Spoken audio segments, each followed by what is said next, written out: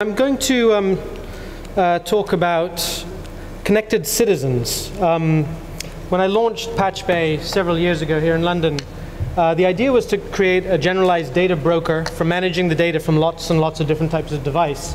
A kind of a Twitter for devices, if you will. Last year it was acquired by a company called Log.me, where I now act as the Director of Urban Projects. And Patch.mov was rebranded as Haque.mov. A lot of the work that Patch.mov was about was getting different devices, sensors, to talk to each other, to be able to share that data in real time, whether it was public or private, whether it was an energy monitor, a radiation monitor, a pollution sensor, or what have you. It was largely focused on the devices connecting to each other. What I'm more interested in now really is the way to get people to connect to each other through their devices, through their data and things like that.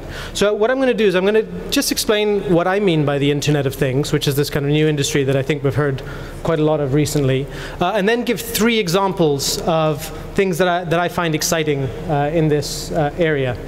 So there's this kind of old industry known as the machine-to-machine industry, and in a sense I would put even that coffee pot that Matt referred to in that category. And even a lot of the Kickstarter campaigns that we've seen recently about connecting devices to the web or connecting devices to the internet, largely they fall in this kind of old model of building a one-to-one connection between a device and a person, or between a device in a home and a website. And in a sense, what that is creating is very similar to what came before the web, which was, yes, you had lots of devices that could be accessed online, but they weren't actually connected to each other. They weren't actually in any way responding to each other, which was the exciting thing that happened in sort of the mid-90s, when suddenly there was this kind of idea of the many-to-many connection. You didn't know where things might link to each other. You didn't know when you put something up on the web who would help to extract value from it, or who would actually find something useful. And so that's what I'm most interested in this kind of world of the Internet of Things, is not just connecting physical devices to the virtual world, but actually enabling the many-to-many between all these devices and between the people, so that there are sort of spontaneous and unplanned ways that the data or the devices are used. So we're not quite there yet. We've seen this sort of cascade of connected products ranging from oil pipeline monitors many years ago to things like the Fitbit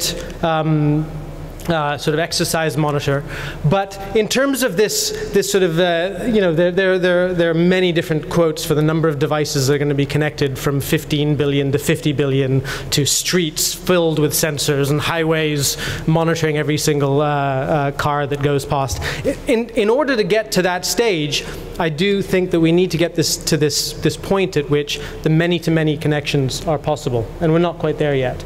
Now, in terms of what Haque.mov now handles, we're dealing with hundreds of thousands of data points, data streams around the world, and there are all sorts of things. This is a sort of color-coded map of what's going on. And you'll see that in capital cities, of course, there's a big concentration. As you go into the rural area, there's perhaps less. We're dealing with tens of millions of data points per day. This is a sort of visualization just of some of the public data, the data that basically members of the public have connected something to the web and made that data available to other people. And different people see different things in this phenomenon. I would sort of almost say that city managers, or the people who like to plan things, are really excited by the idea of connected sensors and connected products and data, because in a sense they don't need to be accountable for the decisions they then make, because they can say, it's in the data, right? The decision that I'm making is based on this sensor or this collection of data that's been aggregated. But in the other corner, and this is the corner that I think I support, is the sort of type of person or organization that actually, through the data, is able to hold people or even themselves accountable. It's through the data that they actually become responsible for their environments and their cities, their neighborhoods, and what have you. So to give 3 concrete examples of this, I want to talk about first pollution. Now, there are these networks that are installed in cities around the world, these devices that are measuring air quality, and they're often put there by the local government. They're put there by scientists in some cases, and they're almost always these sort of set of devices that are about 3 or 4 meters off the ground, where they can measure air quality, different what are known as the sort of SOxes and NOxes in the air, and they're put up high because if you put them down low, then they would start to measure the maxima. They would be measuring potentially places where the air pollution was pooling. They're also evenly distributed across the city because the purpose of deploying this kind of network is to create a map of the city and where the air quality is better and where it's worse. There's a number of problems with this. First, to experience that air quality that's actually being measured by this official network, you would literally have to be up in the trees to experience that as in lieu of the sensor. And the other thing is that actually the data you'd be most interested in as a citizen is down on the ground. It is those maxima and minima, because those are the things that are being measured where your children are being pushed through these rivers or pools of pollution that the scientists don't really want to measure, because those are the bits of data that you, the citizen, can actually make a decision about. You can decide then to walk on the other side of the road if that was the data that's being measured. Not only that, but that map that is showing you a sort of a distribution of the air quality in different neighborhoods across the city, what can you as a citizen do with that? If you decided to move your flat or move your house because you happen to be in a bad neighborhood, you can't just do that. With that map, if you decided that you wanted to improve your neighborhood air quality, let's say by planting something or by cutting down on your car usage, that data point is not even going to affect the map.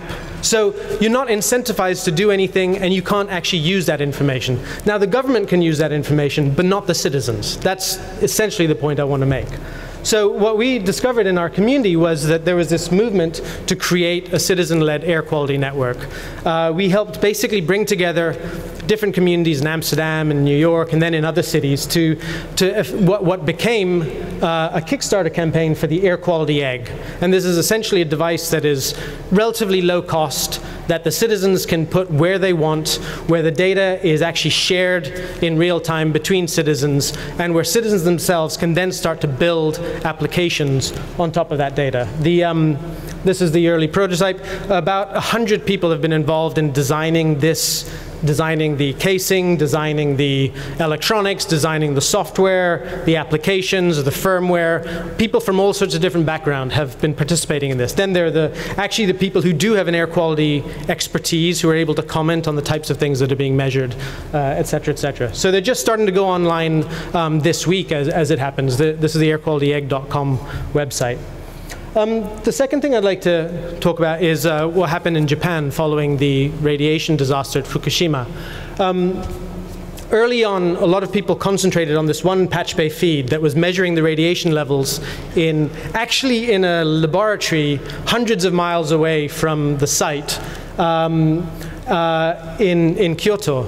Now, this feed actually became the center of a lot of discussion now, because, of course, people were trying to find something about what was going on. The government, the local governments, and the countrywide government in Japan was only releasing data, in some cases once per day, in PDF format, data that was measured in all sorts of different ways. So in some prefectures, they were measuring the radiation levels 80 meters off the ground. In others, they were measuring it 1 meter off the ground. And the citizens were crying out to have some kind of notion of what was happening in real time, because you'd see on Twitter, or you'd read in the newspaper, or you'd hear in the evening news that some event occurred at Fukushima at 3:59 p.m.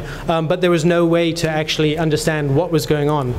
So a lot of people were trying to get information off of this feed that was actually not telling them anything, because it was so far away. But what it did do was help spur more conversation and more decision to actually connect up devices, to share tutorials on how to take this Geiger counter, connect it to Patch Bay, share that data, and then build applications on it. So that within about 10 days, we discovered that there were about 2,000 feeds across the country, many of which were updating several times per minute, and actually providing real-time data, which anyone could have access to, and anyone could start to query and analyze analyze and frankly, to make decisions upon, which is the most important thing. Haiyan Zhang, who's based here in London, built a website for actually looking at the comparison of the levels in real time compared to prior to the disaster, color-coded it effectively, and had a sort of a long comments form for people to discuss. Somebody else built the Winds of Fukushima Android app, which took the wind data streams, compared it to the radiation data streams, and predicted where the radiation would next peak.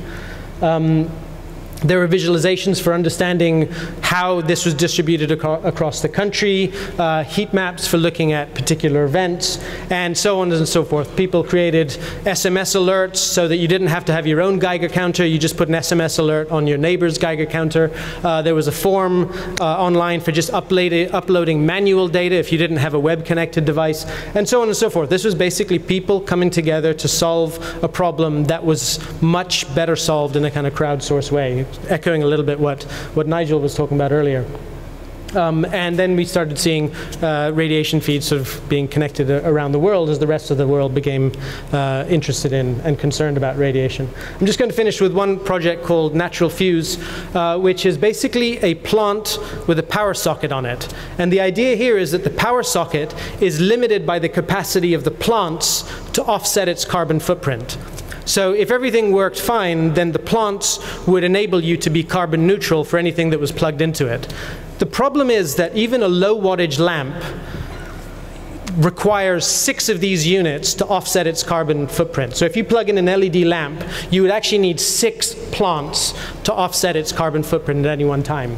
However, because all of these natural fuses are connected to each other, and we've done this in many cities now around the world, we can take advantage of the fact that not everybody has their light on at the same time. So when you switch on your light, it wakes up and it checks out on the network to find out if there are 5 other plants that are not currently being used. And as long as there are, then you can safely, as a community, you can switch on your individual light and remain carbon neutral along with the rest of the community.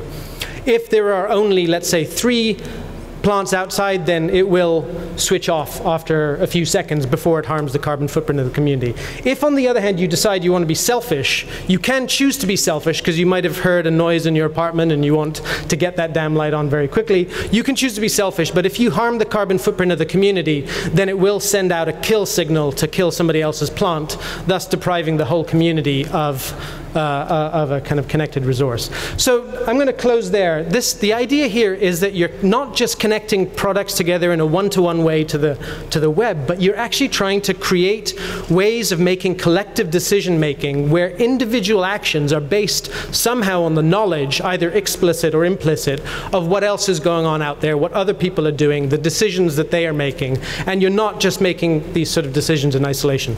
Thanks very much.